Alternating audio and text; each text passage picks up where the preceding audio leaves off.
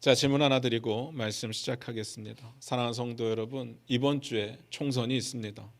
누구를 뽑으실지 마음에 결정을 하셨습니까? 물론 이 중에는 사전투표를 하신 분들도 아마 계실 겁니다. 그래서 묻고 싶습니다. 여러분, 그 결정을 하실 때 기도하고 결정하셨습니까? 만약에 기도하셨다면 여러분들은 어떤 기도를 하시고 결정을 하셨습니까? 요즘 제가 교회에 대해서 생각을 할 때마다 생각이 좀 많아집니다. 교회에 어떤 문제가 있어서 그런 것은 아니니까 오해는 없으시기를 바라요. 다만 제가 제 목회를 스스로 바라볼 때 설명할 수 없는 답답함이 조금 있습니다. 그래서 교회를 위해서 어떻게 기도하는 게 맞을까? 어떤 기도를 하는 게 맞을까라는 고민을 끊임없이 합니다. 어떤 프로그램 같은 것으로 접근하고 싶지는 않습니다. 기도를 해야 될 때라는 것은 분명하니까 어떤 기도를 하는 게 맞을까라는 고민이 된다는 이야기입니다.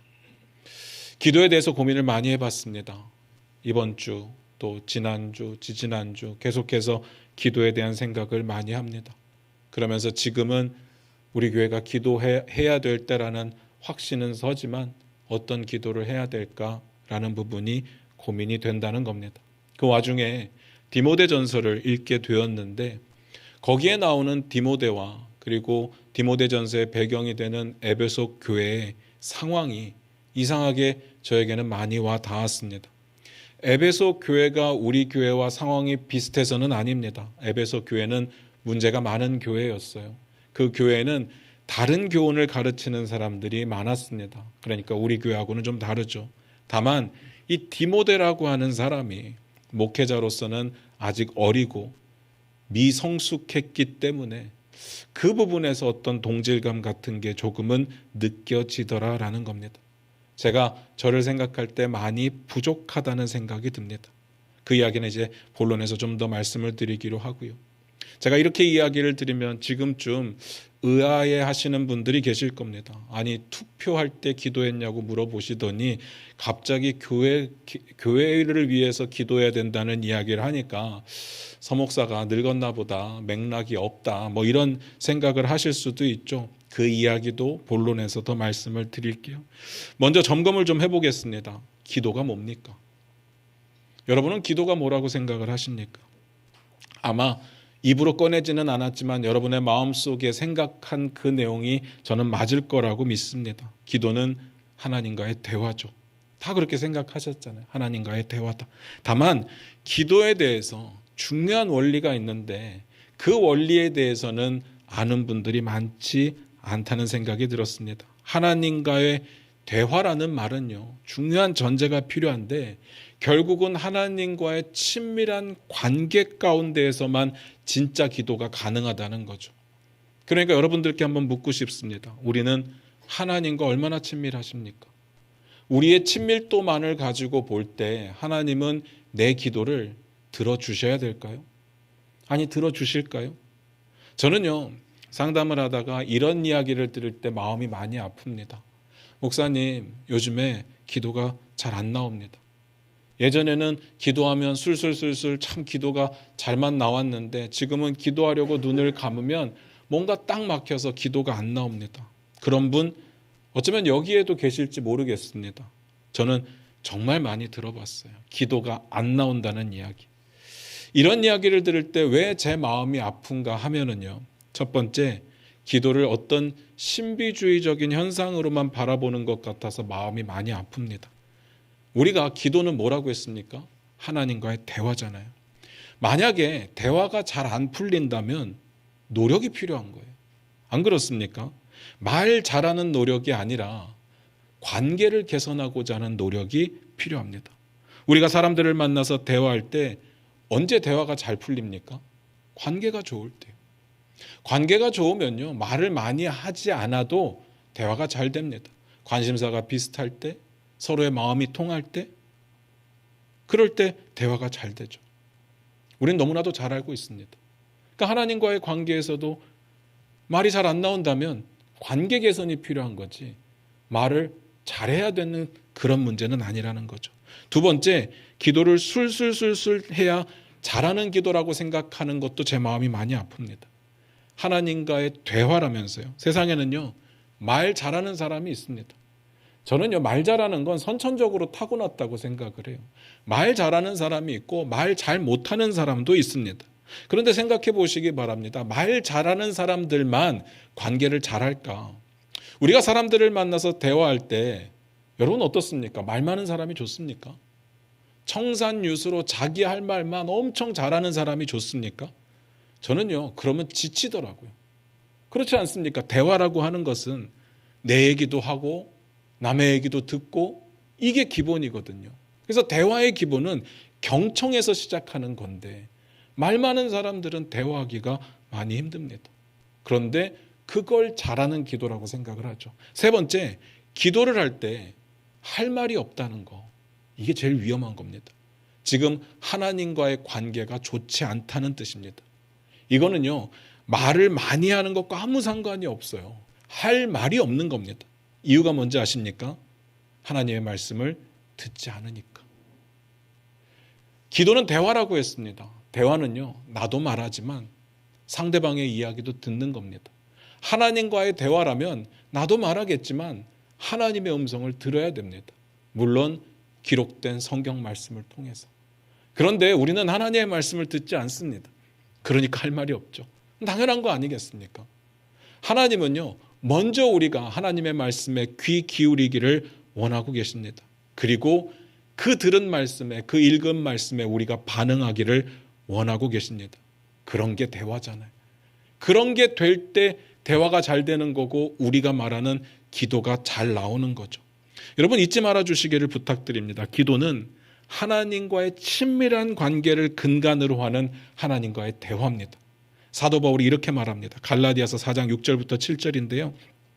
우리 화면 보시면서 같이 한번 읽어보겠습니다. 갈라디아서 4장 6절부터 7절입니다. 같이 읽겠습니다. 시작. 너희가 아들임으로 하나님이 그 아들의 영을 우리 마음 가운데 보내사 아빠, 아버지라 부르게 하셨느니라. 그러므로 내가 이후로는 종이 아니요 아들이니 아들이면 하나님으로 말미암아 유업을 받을 자니라. 하나님과의 관계는 어떻게 정리가 되었는가 하면 우리는 자녀가 되었고요. 하나님은 아버지가 되어 주셨습니다.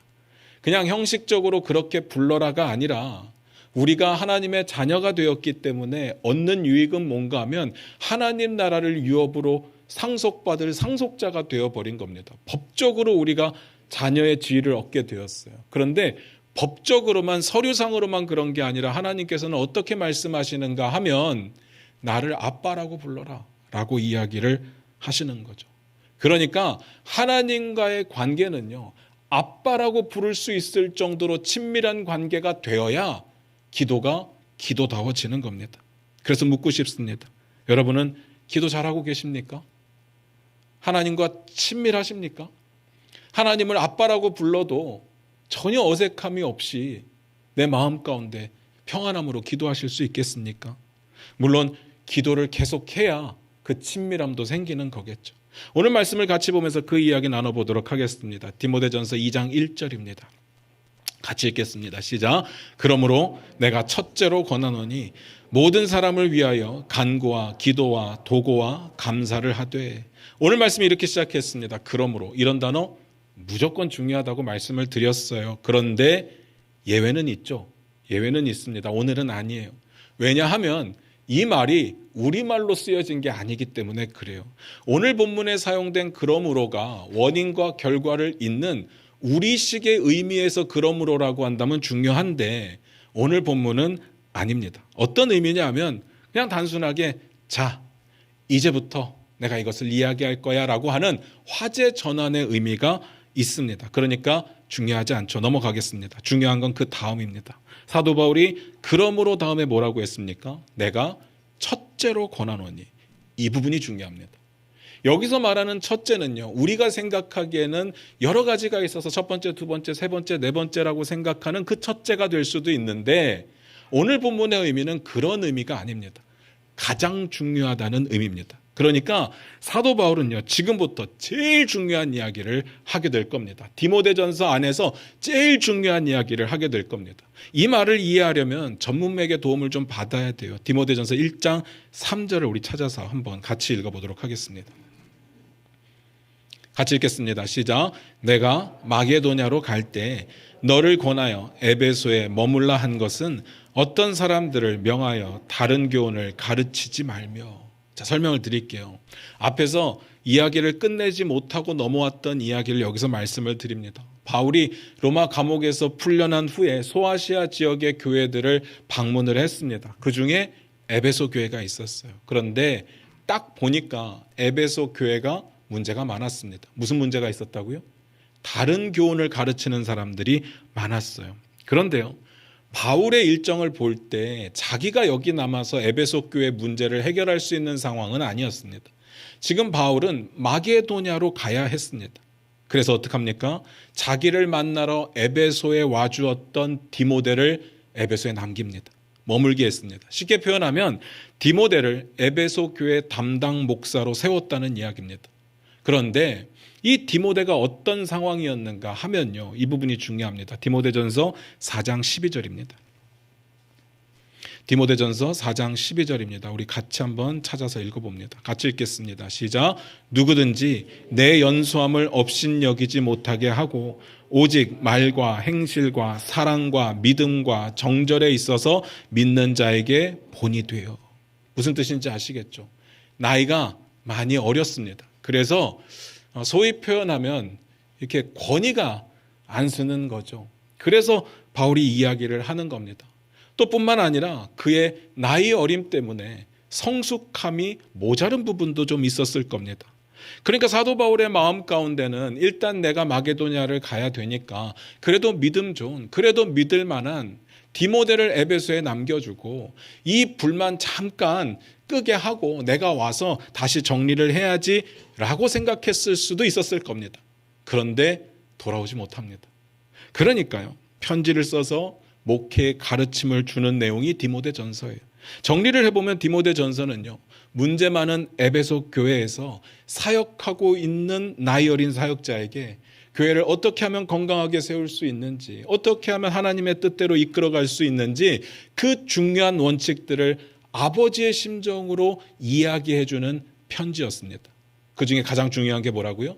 간구와 기도와 도고와 감사를 하라. 간구는 뭐고, 기도는 뭐고, 도고는 뭐고, 감사는 뭘까? 결론부터 말씀드리면 다 기도입니다. 전부 기도예요. 기도를 하라는 겁니다. 그러나 이 네 가지가 동의어는 아니에요. 동격으로 쓰여진 이야기들이기는 하지만 똑같은 이야기는 아닙니다. 그래서 설명을 좀 드려야 될 것 같아요. 간단하게만 말씀을 드릴게요. 간구는 뭡니까? 우리가 흔히 기도라고 생각하면서 하고 있는 내용들이 다 간구에 해당이 됩니다. 뭡니까? 하나님 뭐 주세요. 하나님 이거 해주세요. 이거 되어야 됩니다. 라고 애절하게 하나님께 매달리며 기도하는 내용들이 간구입니다. 이런 게 간구죠. 무슨 말인지 아시겠죠? 근데 이게 기도는 기도입니다. 기도가 아니라는 이야기는 아니에요. 그러면 기도는 뭘까? 굳이 간구와 구별해서 쓴 여기서의 기도는 뭘까? 쉽게 말씀드리면 우리가 아는 기도의 이상적인 정의에 해당이 됩니다. 기도가 뭐라고요? 대화라고요. 하나님과의 대화, 그겁니다. 대화 그 자체.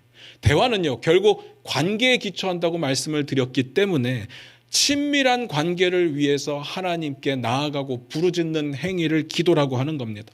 그러니까 온 우주를 창조하시고 통치하고 계시는 너무나도 위대하신 하나님, 그러나 내가 아빠라고 부를 수 있는 그 친밀한 관계를 구하라 라는 뜻이죠. 그러니까 정리를 해보면 간구는 지금 내게 긴박한 일들이 있어서 이걸 좀 해결해 달라고 간절하게 하나님께 매달리는 걸 간구라고 하고요.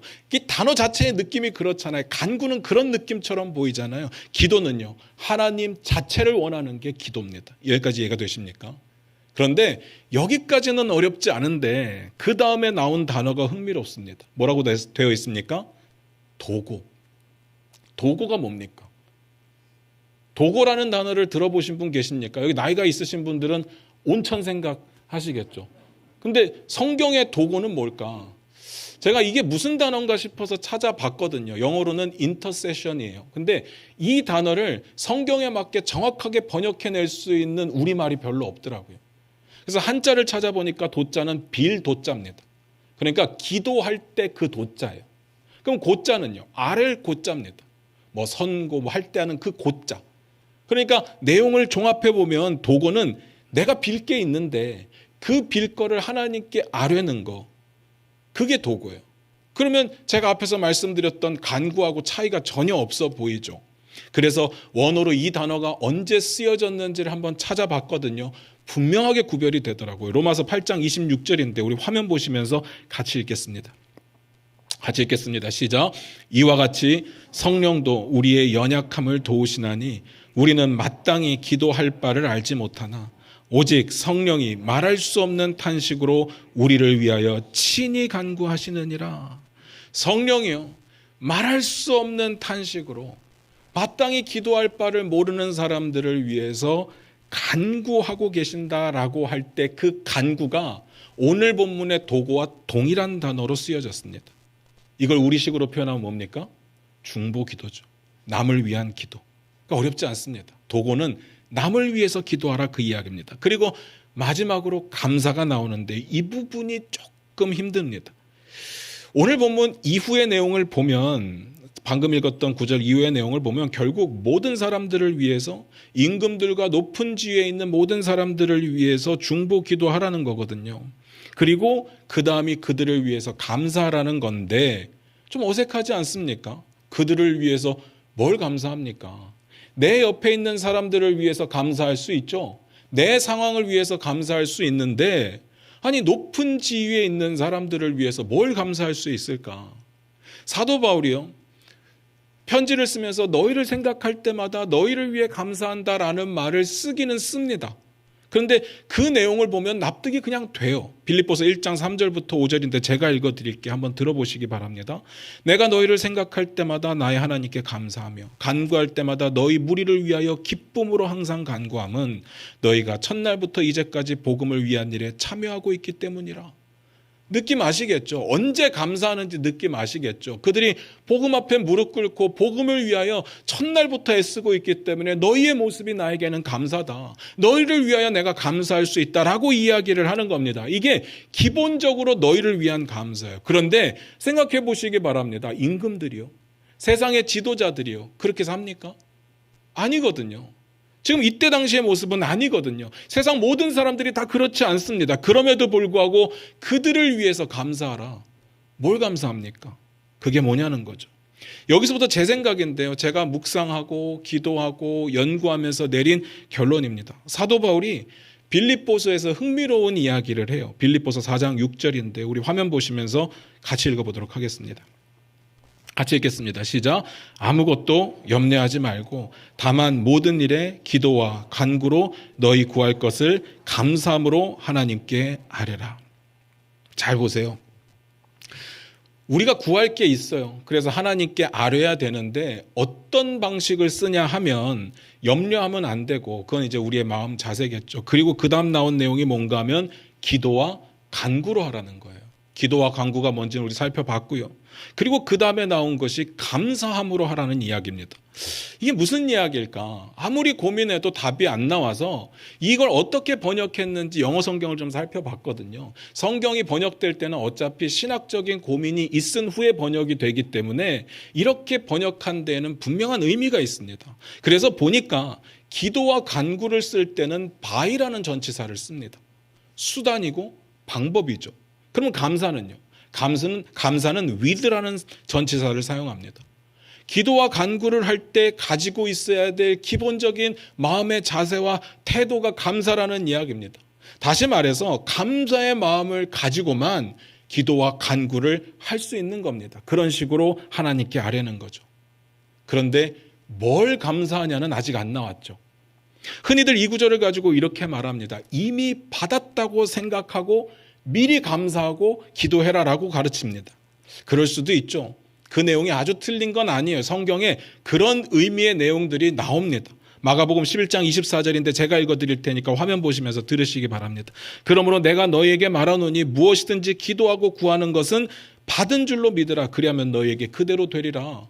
분명히 나옵니다. 받은 줄로 믿는 거 나와요. 그런데 이 부분은요, 감사하란데 이미 받은 줄로 믿고 감사하라는 이야기는 아닌 것 같아요.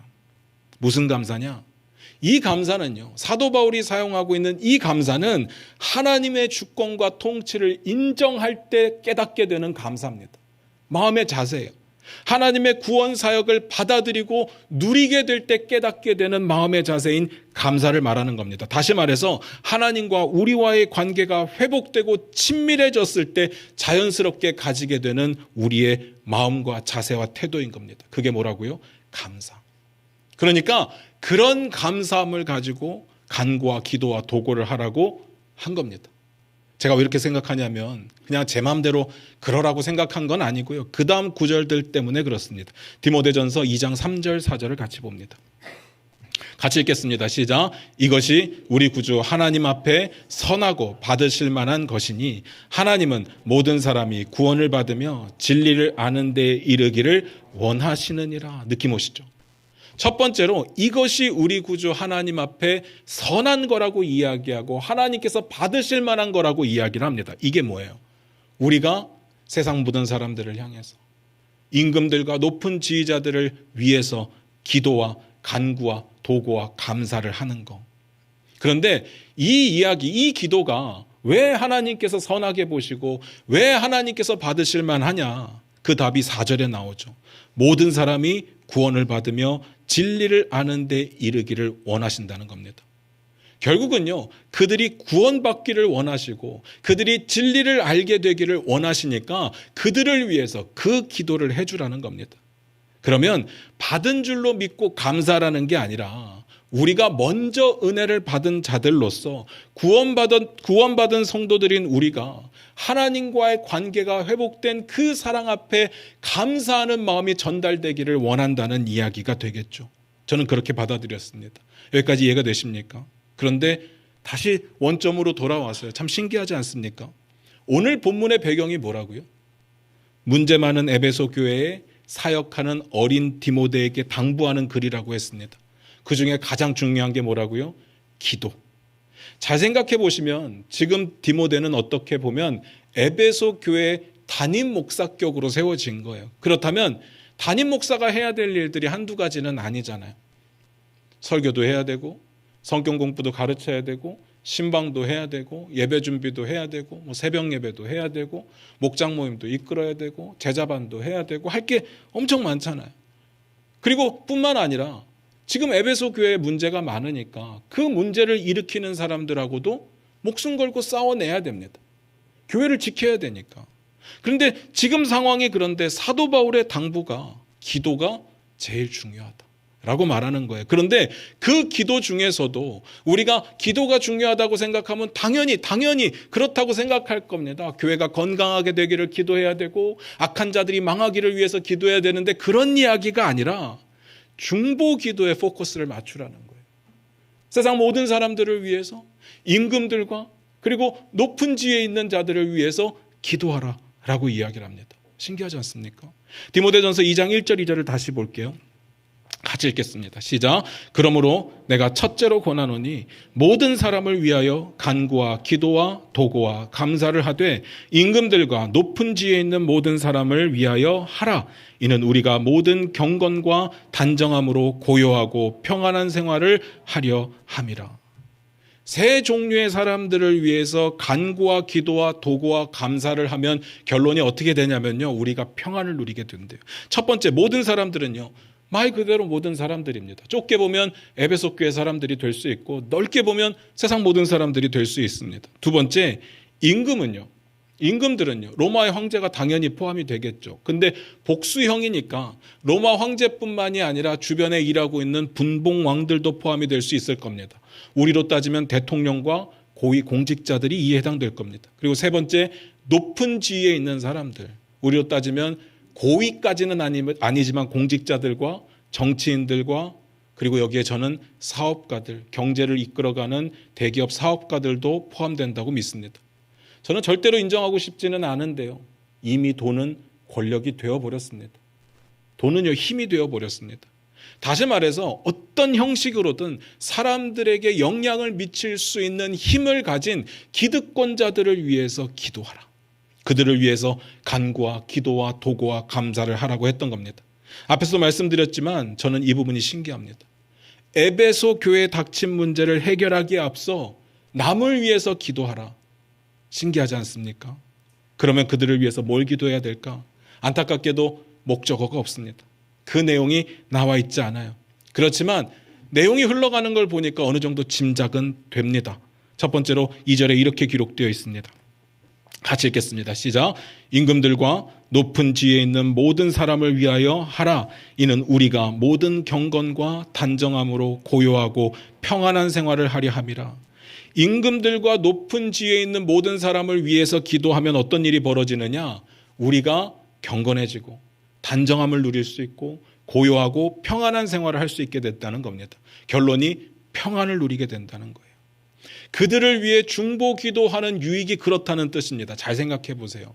경건이 뭡니까? 경건을 뭐라고 이야기합니까? 우리가 신앙생활 하면서 정말 경지에 다달라야 되는 목표 지점을 경건이라고 이야기합니다. 거룩하고 하나님의 뜻에 맞는 삶을 살고, 단정함은요, 옷을 깔끔하게 입는 것이 아니라 크리스찬으로서 갖추어야 될 성숙한 덕목입니다. 이런 것들이 가능해집니다.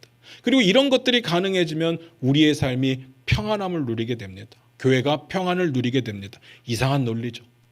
왜 그런지는 잘 모르겠습니다. 하나님이 정한 법칙이니까.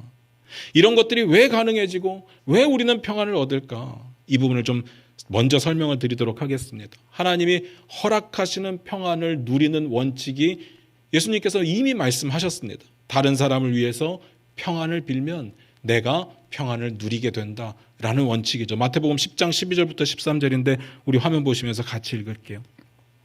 같이 읽겠습니다. 시작. 또 그 집에 들어가면서 평안하기를 빌라. 그 집이 이에 합당하면 너희 빈 평안이 거기 임할 것이요 만일 합당하지 아니하면 그 평안이 너희에게 돌아올 것이라. 우리가 봤던 내용이죠. 내가 평안을 누리는 방법이 뭐냐면 다른 사람들에게 평안을 빌어주는 겁니다. 그 평안이 그 사람에게 합당하면 그 사람이 평안을 누리겠죠. 합당치 않으면 내가 빌었던 그 평안이 나에게로 돌아와요. 그러면 여기에 분명히 삐딱하신 분들은 이런 생각을 하실 겁니다. 아니, 내가 평안을 빌어줬는데 그 사람이 다 합당하면 나는 받는 게 없지 않겠느냐. 그럴 리는 일단 없겠지만 잘 생각하셔야 됩니다. 그 사람이 평안을 누리게 되면 그 평안이 또 나에게로 흘러올 수밖에 없습니다. 그것이 하나님이 만들어 놓은 법칙이죠. 하나님의 사람들이 평안을 누릴 때 복의 통로가 되고 평안이 결국은 그 믿는 사람들을 통해서 흘러가게 되어 있습니다. 오늘 이야기가 그 이야기입니다. 그렇다면 우리가 임금들과 높은 지위에 있는 모든 사람을 위하여 뭘 기도하고 뭘 간구하고 뭘 도구하고 뭘 감사해야 되는지 알 것 같아요. 결국은 평안입니다. 그들을 위해서 평안을 빌어줘야 됩니다. 그런데 이 평안은요, 단순하게 뭐 하나 잘 되고 뭐 하나 성공하고 돈 좀 벌고 이런 평안이 아닙니다. 성경이 말하는 평안은요, 전인격적인 평안함입니다. 내 삶 전체가 하나님 안에서 누리게 되는, 하나님과의 관계 안에서 누리게 되는 평안을 말을 하는 겁니다. 그런데 그 평안은 누가 언제 어떻게 누릴 수 있느냐? 하나님과의 관계가 회복된 사람들이 누리는 겁니다. 그래서 4절에 그런 이야기가 나온 거죠. 구원을 얻고 진리를 깨닫게 되기를 원한다는 이야기가 나오는 겁니다. 그 기도를 하라는 겁니다. 이번 주에 총선이 있습니다. 여러분이 원하는 사람을 선택하십시오. 그건 여러분의 자유고 여러분의 마음입니다. 그리고 그 사람이 되기를 위해서 기도하실 수 있습니다. 당연하죠. 기도도 할 수 있습니다. 여러분이 당을 보고 선택했건 아니면 그 후보자를 보고 선택을 했건 아니면 공약을 꼼꼼히 살펴보고 선택을 했건 그냥 느낌대로 찍었건 다 상관없습니다. 다 여러분의 마음이에요. 다만 오늘 본문에 기록된 그들을 위한 중보 기도하고는 아무 상관이 없습니다. 무슨 말인지 아시겠습니까? 그들을 위한 중보 기도가 이 사람이 되게 해주십시오가 아니라는 이야기입니다. 무슨 뜻인지 아시겠죠?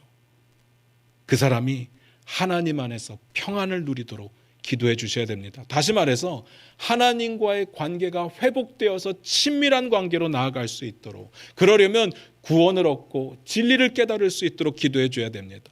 그 사람이 하나님의 뜻을 벗어나지 않으며 하나님을 두려워하는 사람이 되도록 기도해 주셔야 됩니다. 무슨 말인지 아시겠습니까? 그럴 때 우리가 얻는 유익이 뭐라고요? 우리가 신앙을 이끌어가는 데 도움이 됩니다. 뿐만 아니라 신앙생활 가운데 고요하고 평안함을 누리게 되는 겁니다. 에베소 교회가요, 문제가 굉장히 많았습니다. 그런데 사도 바울이 디모데에게 야, 그 문제를 놓고 기도해 라고 하지 않고 중보 기도하라고 이야기합니다. 사람들을 위해서, 그리고 지도자들을 위해서. 저는 지금 우리에게 이 기도가 필요하다고 생각합니다. 우리 교회는 하나님 안에서의 평안이 필요합니다. 서로를 위해서 중보하고, 나라와 민족을 위해서 중보하고, 그리고 위정자들을 위해서 중보해야 됩니다. 마음에 안 든다? 이 사람이 돼야 된다? 그런 것이 아니라 누가 되든 하나님 안에서 평안을 누리도록. 오해하지는 마시기 바랍니다. 제가 늘 말씀드리는 것처럼 기도해보고 마음이 편해지는 게 하나님의 기도 응답이 아니다라고 말씀드리잖아요. 그런 뜻이 아니라 하나님과의 관계 회복을 통한 진정한 평안을 누리도록 기도하자는 겁니다. 말씀 마무리 짓겠습니다. 우리의 기도를 점검해 보시기 바랍니다. 저와 여러분의 기도를 점검해 보시기 바랍니다. 어떤 기도를 많이 하십니까?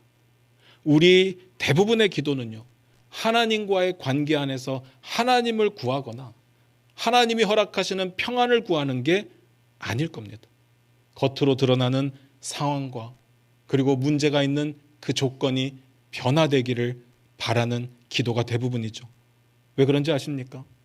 어떤 책에 나오더라고요. 세상이 그걸 원하기 때문에. 세상은요, 남들의 평가를 굉장히 중요하게 생각합니다. 그래서 남들의 평가를 잘 받으면 내가 편해질 거라고 생각하고 내 마음에 평안이 올 거라고 생각을 해요. 내가 높은 사회적 지위에 올라가면 어느 누구도 나를 건드릴 수 없기 때문에 내 삶은 평안해질 거라고 생각을 합니다. 돈이 많아지면요, 물질적 번영을 이루게 되면 아무 걱정 없이 내 삶은 평안해질 거라고 생각을 합니다. 뿐만 아니라 내가 하는 일에 있어서 업적을 내고 성과를 내게 되면, 그래서 사람들에게 인정받고 칭찬받게 되면 내 만족도도 커지지만 사회적으로 인정받는 것들 때문에 나는 평안해질 거라고 생각합니다. 세상은요, 이런 것들을 통해서 내면 가운데 평안을 찾으라고 계속해서 우리에게 요구합니다. 세상이 그래요. 그런데 곰곰이 생각해 보시기 바랍니다. 우린 다릅니까? 우리는 달랐습니까? 우리의 기도도 다 이런 거 아니었습니까? 이게 되면 일단 문제가 해결되고 나는 내 삶에서 평안을 누릴 거야, 그런 기도를 하지 않았습니까? 그런데요, 잘 생각하셔야 됩니다. 이런 기도들의 특징이 뭔지 아세요? 기도를 많이 하는데 많이 하면 많이 할수록 더 허무해집니다. 평안함이 없어요. 당연하죠. 하나님을 구한 게 아니고 하나님의 평안을 구한 게 아니잖아요. 오히려 기도를 하면 할수록 더 불편해지고 더 허무한 마음 가운데 살아가게 되죠. 잘 생각하셔야 됩니다. 내가 구하던 기도가 응답받아서 이루어졌다고 생각해 보시기 바라요. 그러면 여러분들은 내 기도가 응답받았기 때문에 나는 더 이상 필요한 게 없어, 나는 이것만으로 만족하고 난 이제부터 하나님만 섬기고 살 거야, 그럽니까? 아니, 내가 기도했는데 이루어졌다니까요. 그러면 더 많은 기도의 제목들을 가지고 기도해야 되지 않겠습니까? 사람들에게 이렇게 이야기할 겁니다. 야, 기도하면 된다니까. 내가 증인이잖아. 내가 기도해봤는데 안 되던 게 되더라니까. 너네도 빨리 기도해. 안 되던 게 될 거야. 그러지 않겠습니까? 그러면요, 더 기도할 게 많아져요. 더 많이 기도하는데 더 평안함은 없습니다. 모자른 게 더 보인다는 이야기예요. 근데 반대로 내가 기도했는데 안 됐어요. 안 이루어졌습니다. 응답이 없어요. 그러면 어떡합니까? 여러분 뭐라고 생각하겠어요? 내 기도가 부족했나 보다. 내 정성이 부족했나 보다. 더 집요하게 금식도 하고 철야도 하고 작정 기도도 하면서 이걸 붙잡고 기도하지 않겠습니까? 이런 식으로 평안이 찾아올 수가 없죠. 평안하지 않습니다. 다윗이 뭐라고 했는지를 잘 들어보시길 바라요. 시편 23편에 뭐라고 이야기를 하는가 하면요, 여호와는 나의 목자가 되시니까 내가 부족함이 없다. 다윗의 고백을 잘 생각하셔야 됩니다. 다윗은요, 하나님과 나와의 관계만 있으면 어떤 것도 부족하지 않다라고 이야기를 합니다. 사랑하는 성도 여러분, 제가 여러분들께 기도하자고 지금 부탁을 드리는 거예요. 그런데 우리에게 더 많은 재정이 필요합니다. 돈이 없으니까. 세 군데를 빌려서 쓰고 있지만 장소가 모자르니까 건축을 합시다. 아니면 아이들이 좀 더 많아졌으면 좋겠으니까 좋은 사람이 왔으면 좋겠습니다. 이런 기도 제목들이 많이 있으니까 여러분 같이 기도합시다. 지금 기도해야 됩니다. 그런 이야기가 아니에요.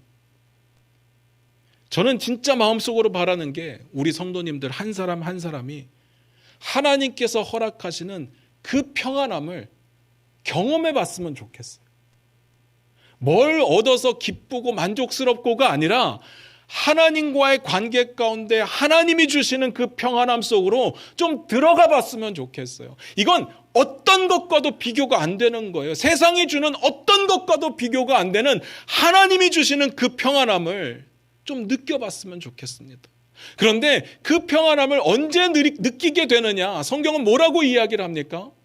모든 사람들을 위해서, 임금들과 지도자들을, 모든 사람들을 위해서 기도와 간구와 도고와 감사를 하라고 이야기를 합니다. 그걸 위해 기도하자는 거예요. 지금 우리나라가요, 시끄럽습니다. 정치는 항상 싸우죠. 경제는 위기입니다. 먹고 살기가 힘들어요. 여러분은 어떤지 모르겠습니다. 저는 먹고 살기 힘들더라고요. 어려워요. 저희 교회 식대가 9,000원으로 정해져 있는데 이 동네에서 9,000원 가지고 먹을 수 있는 건 김밥밖에 없습니다. 밥값이 너무 올랐어요. 아니 불과 몇 년 전만 해도 그러지 않았습니다. 다 올라버렸어요. 너무 힘들잖아요. 그러면 안보라도 괜찮습니까? 일본과의 관계가 좋아졌다고는 하지만 그 앙금이요 여전히 남아 있습니다. 북한은 계속 미사일을 쏴대고 있죠. 중국과의 관계는 너무 안 좋아졌는데 거기에다 더해서 러시아가 이제 너네 가만 안 둔다고 이야기를 해요. 미국은 우리 편인가요? 저는 잘 모르겠습니다. 잘 모르겠습니다. 너무 위기 가운데 있잖아요. 그래서 기도하자는 겁니다. 나라를 위해서, 지도자들을 위해서, 여러분들이 원하시던 사람이 되든 안 되든 기도해 주십시오. 하나님이 주시는 평안을 누리게 해달라고. 그러려면 그들이 하나님 앞에 하나님과의 관계를 회복하는 게 먼저가 되도록 기도하셔야 됩니다. 우리 교회 공동체 안에 저는 평안이 필요하다고 믿습니다. 우리에게 꼭 평안이 필요합니다. 저와 여러분이 이 평안함 가운데 살았으면 좋겠습니다. 그러니까 우리가 할 일은요, 모든 사람들을 위해서 평안을 빌어주고 임금들과 지도자들을 위해서 평안을 빌어주십시오. 그게 우리가 평안을 누리는 방법입니다. 그리고 그 평안은 뭐가 잘 되고 안 되고의 그 평안이 아니라 하나님과의 관계가 온전히 회복되는 평안함입니다. 그거면 됐잖아요. 우리가 5층짜리 건물이 있으면 좋죠. 좋은데 그게 교회가 하나님 보시기에 잘하고 있다 못한다의 기준은 아니잖아요. 우리 성도가 1,000명이 되고 10,000명이 되면 좋을까요? 좋을 수도 있죠. 근데 하나님께서 수고했다, 정말 잘했다, 그 기준은 아니라고요. 우리는 하나님과의 친밀한 관계, 다시 말해서 하나님을 향해서 아빠라고 부를 수 있는 그 친밀한 관계, 그 안에서 평안함을 누리며 하나님 한 분만으로 만족하고 기뻐할 수 있는 그런 교회가 된다면 하나님 좋아하지 않겠습니까? 하나님이 인정하시지 않겠습니까? 하나님이 동행하시는 것 그거 하나만으로 만족할 수 있다면 우리 교회는 하나님 앞에 성공한 교회 아닐까요? 그런 교회가 되기를 여러분이 함께 기도해 주시기를 주님의 이름으로 부탁드립니다. 지금은 기도해야 됩니다. 기도하겠습니다.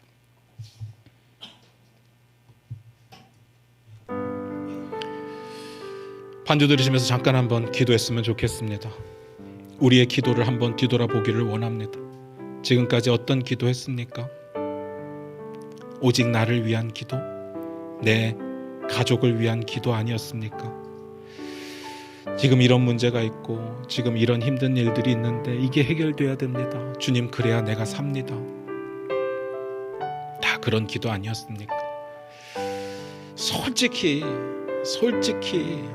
하나님 한 분만 있으면 됩니다 라는 기도 해보신 적 있으십니까? 만약에 진짜 우리의 기도 제목이 하나님 한 분만 있으면 나는 됩니다면, 정말 이런 확실한 믿음이 있으면요, 그렇게 기도할 게 많지 않을 겁니다. 예수님 말씀하지 않습니까? 중언부언하지 말라. 이방인들은 많이 기도해야 하나님께서 들으실 줄로 안다. 많고 적음의 문제가 아닙니다. 우리의 시선이, 우리의 가치가 어디에 있느냐의 문제인 겁니다.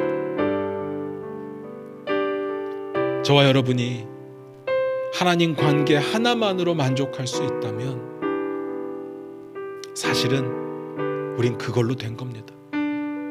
참 재밌는 게요, 성경에 보면 우리가 기도하기 전에 이미 우리에게 있어야 될 것을, 필요한 것을 아신다고 되어 있고요, 우리가 입을 열어서 기도하고 그 기도가 마치기 전에 이미 하나님은 들으셨다고 이야기를 합니다. 그럼에도 불구하고 우리가 기도해야 되는 이유는 그 모든 일을 이루시는 분이 여호와 하나님이시라는 사실을 알기 위해서. 결국은 관계거든요. 오늘 이 시간 우리가 같이 기도할 때 좀 무서울 수 있죠. 두려울 수 있습니다. 하나님 한 분만으로 만족합니다 라고 했다가 진짜 하나님 아무것도 안 주시면 어떡하나 생각 들 수 있지만, 하나님을 믿으십시오. 하나님 선하신 하나님이십니다. 우리의 입술을 열어 하나님 한 분만으로 나는 만족합니다, 하나님만 있으면 됩니다 라는 기도가 우리 안에 넘치기를 원합니다. 이 평안함이 우리만 누리는 것이 아니라 세상 모든 사람들이, 세상의 지도자들이 깨닫고 하나님을 알게 되기를 원합니다. 우리 다 같이 그렇게 기도하며 나아갑니다. 기도하겠습니다.